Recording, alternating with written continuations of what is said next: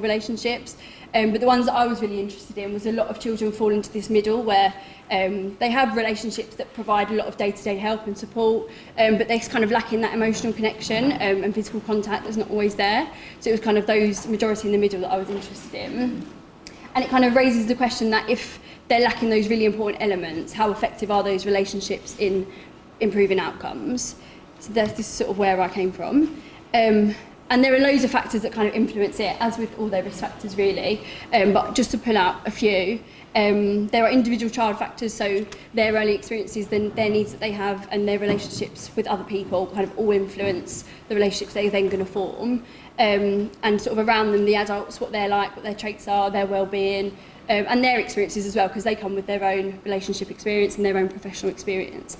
And there is an acknowledgement that different people have different relationships and different pairings work well and some don't, so they do sort of influence each other. And then in terms of the context, there's not an awful lot of support available for the adults and for the children in the wider systems. People complain of a lot of kind of systemic barriers, so a lot of just paperwork and a lot of processes that kind of take away from the main focus. And even kind of broader than that, there's this idea that within the care system there is kind of a culture of fear and suspicion, and that kind of holds people back from becoming close to children because they're worried about allegations or causing distress to that child if they move on.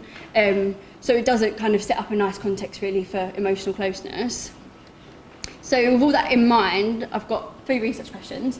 But the first one is basically just exploratory really. How do these groups categorise their relationship? What is closeness to them?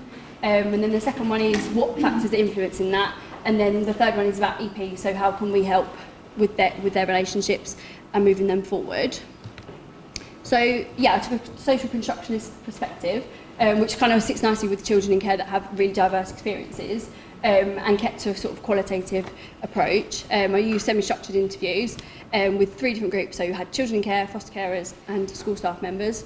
And the school staff members had really different roles, so they were SENCOs, designated safeguard leads, designated teachers, some were classroom teachers, so it was quite varied, or they had multiple roles. And with the children, I used some child-centred kind of PCP tools, mostly the ideal teacher, so used that and then adapted like an ideal carer version to kind of get their views a little bit. And then it was all analysed with a thematic analysis. And then I'm going to put my themes up, but I'm going to talk about them in relation to my research questions. And I've deliberately kept children and adults separate, so there was a lot of overlap actually between all 3 groups. So I put the adults together because that was really a lot of overlap. But for the children, we kind of agreed that it was much better to just leave them separate to have their voice heard a bit more. So I have done that, and I'll kind of bring them together at the end. But yeah, most of their responses kind of relate to what relationships are like. They didn't go into kind of systemic factors or anything like that, which is understandable, except kind of the one on the end about their family influence. And then for adults, there were 6 themes, and most of them are all applicable to both groups. There's just 1 or 2 that are specific. And yeah, the first one kind of concerns what the relationships are like, and then the rest are kind of influencing factors. So I'll kind of address those ones. So in terms of what the relationships are like, things like togetherness came up a lot, so people talked about being together and doing things together, and they thought that created shared experiences. It kind of also helped to kind of replace some of those difficult experiences they had, to try and shift the balance a little bit. They all talked about providing emotional comfort or receiving emotional comfort through open communication. Seems to be a really big thing, just talking about whatever needed to be talked about, and affection. So a lot of the foster carers explicitly said they loved the child and they loved them like their own. But even the ones that didn't, or the teachers, you could really tell they had real affection for them, and lots of them made comments about wanting to take that child home with them and stuff like that. So you could really feel that emotion that they had for them. And physical contact, all the adults felt that it should be readily available for the children and kind of led by them on what they needed and wanted. And you shouldn't sort of deny them that if that's what they really needed. And with those kind of features, it leads them to kind of build trust between each other, and trust was a really, really big one. And all the adults felt that you had to earn that trust, you had to be consistent and reliable, and then you could kind of earn their trust in the end. And they all commented that it kind of led to personal growth, so the children kind of grew and developed in lots of different areas, but also the adults felt that they learnt a lot from the child, and that helped them to be a better teacher or a better carer. And then in terms of factors, there were loads of things that came up, but I'll pick out some that might be relevant. So the child factors, some people thought that younger children and girls were easier to bond with. They thought the physical contact was more instinctive, more natural and a bit maternal, some people described it as, which is interesting. They all kind of acknowledged that previous experiences made it difficult for children to trust them, and they understood that and they sort of carried that with them. Having SEN was a big one as well. Adults, particularly emotion regulation difficulties, adults felt that the kind of behaviours that sometimes came with that made it really difficult to get close to that child. And it made them step back a little bit, particularly with providing physical contact. If they thought that child really struggled to regulate, it made them less inclined to kind of hug them and things like that. And relationships with birth relatives, again, was really, really mixed. People thought it was really important to build that relationship, and it could kind of help transfer the trust. If you trusted the parent, the child could then see that you were kind of a safe person. But found that it was really difficult. The children really found it hard to manage kind of loyalties and all the feelings that kind of arose with that. Yeah, and same for adults. Basically, just being really nurturing and resilient and valuing education was really important.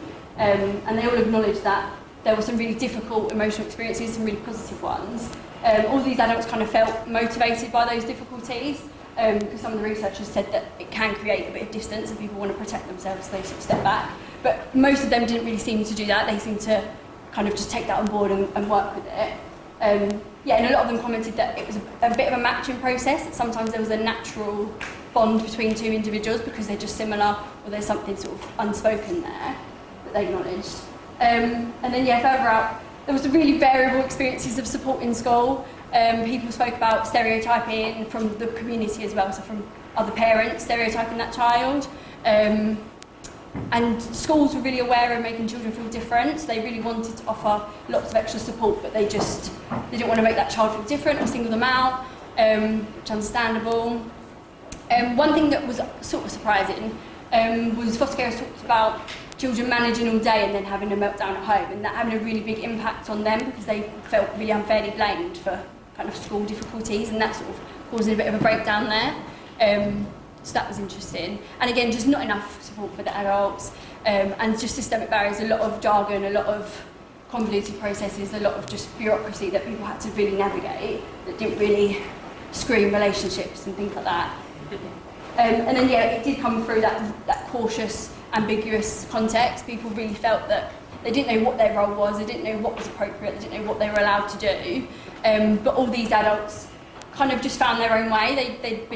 They were all quite experienced, and they just sort of found their way, despite all of that. The EPs I'll do really quickly.